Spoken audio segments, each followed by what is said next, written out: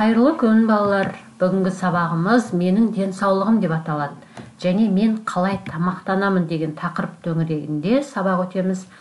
Бүгінгі сабақтан сен тамақтану тәртібінің не екенін білесің. Және дұрыс тамақтану үшін азық-түлік таңдауды үйренетін боласың. Сенмен бірге сабақ өтетін Гүлзина Жақсылық. Бүгінгі сабағымыздың тірек сөзі тамақтану туралы болады. Ең алдымен сілтеме арқылы салауатты тәрелке деген бейне жазбаны мұқият тыңдап ал. Одан кейін оқулықта мәтін тұр. Мен оқып берейін, сен де менімен бірге оқып көр. Дұрыс тамақтану сенің денсаулығыңның жақсы болуына және бойыңның өсуіне әсер етеді. Ол үшін азық-түліктерді дұрыс таңдай білу керек. Азық-түліктерге көкөніс, жеміс, жұмыртқа, ет, балық, дәнді дақылдар мен сүт, айран жатады. Олардан нан, сорпа, ботқа пісіріп салаттар жасайды. Уақытымен тамақтанудың күнделікті тәртібін білген дұрыс.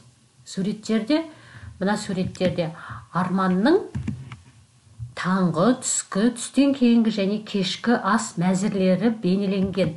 Енді қарап көр. Арман таңғы асқа не жейді екен?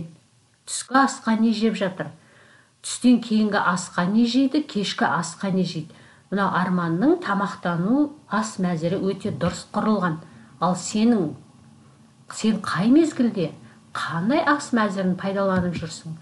Сол өзіңнің ас мәзіріңмен бөлісіп көр бізбен бірге. Жақсы ма? Ал енді кесте.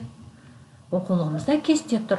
Кестеге қарап, қандай тағамдар денсаулыққа пайдалы? Бұл азық-түліктерден қандай тағамдар дайындайды? Соны дәптерімізге орындап көрейік. Неге уақытылы тамақтану қажет екендігін бір-бірімізге айтып көрейік. Не үшін біз уақытылы тамақтану керекпіз? Мысалы, мына суретте сәбіз тұр. Сәбізден не дайындауға болады? Оның қандай пайдасы бар екен? Сәбіз көздің көруін жақсартады екен.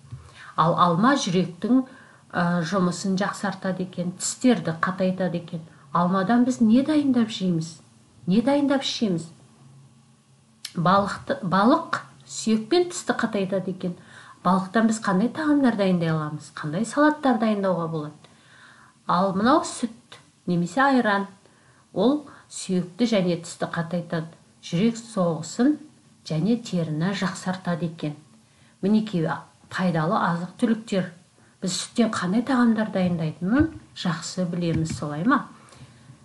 Ас мәзірі деген тамақтануға арналған тағамдар мен сусындардың тізімі. Бұл ережені біліп, өзіңнің ас мәзіріңді дайындап көр. Сосын сілтеме арқылы пайдалы біраз ақпараттар алсаң болады тағы да.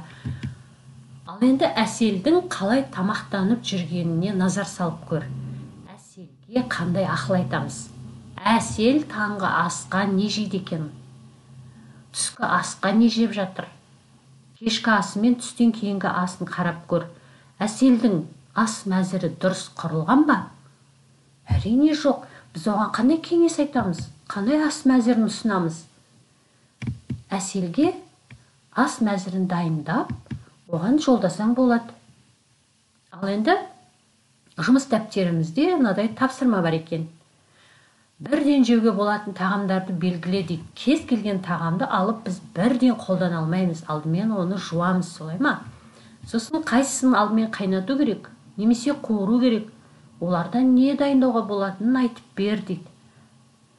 Ал мына жерде біз бірден жеуге болатын тағамдарды белгілейміз, бірақ оларды жууды ұмытпайтынымызды еске саламыз.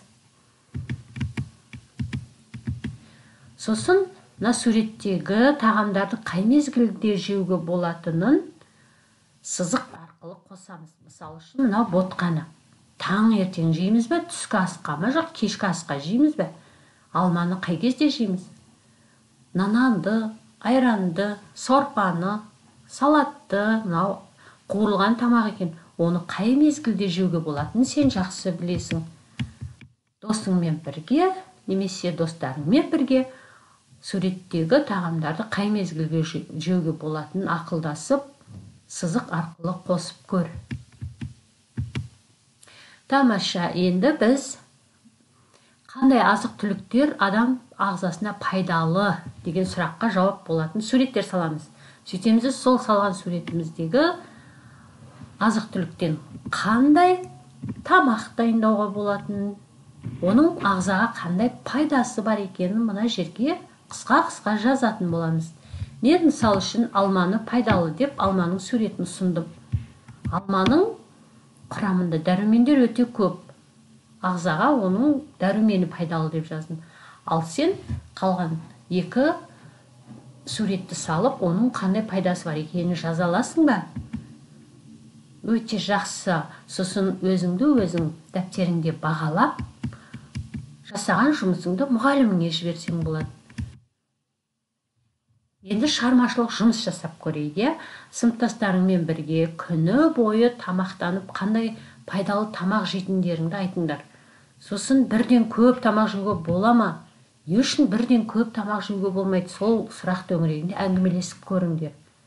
Тамақтану тәртібі деген уақытымен тамақтанудың реті екенін біліп жүріңдер. Сосын мектеп асханасында аспаз апайларыңнан тағамдар мен сусынның пайдасы туралы сұрап көріңдер. Олардың ас мәзірін оқып көріңдер. Сосын балалар бүгінгі сабақта міндетті түрде мына бір ережелерді есте сақтап жүріңдер. Тамақтанар алдында қолыңды жу, көкөністер мен жемістерді жуып же, асты тойып жеме, тамақты бір уақытта ішіп жеуге дағдылан. Тамақты түрлендіріп пайдалану денсаулықты нығайтады деген ережені есте сақтаңдар және оны орындап жүріңдер. Сонымен біз бүгінгі сабақта тамақтану тәртібінің не екенін білдік. Дұрыс тамақтану үшін азық-түлікті таңдауды үйрендік. Келесі сабақта кездескенше сау болыңдар.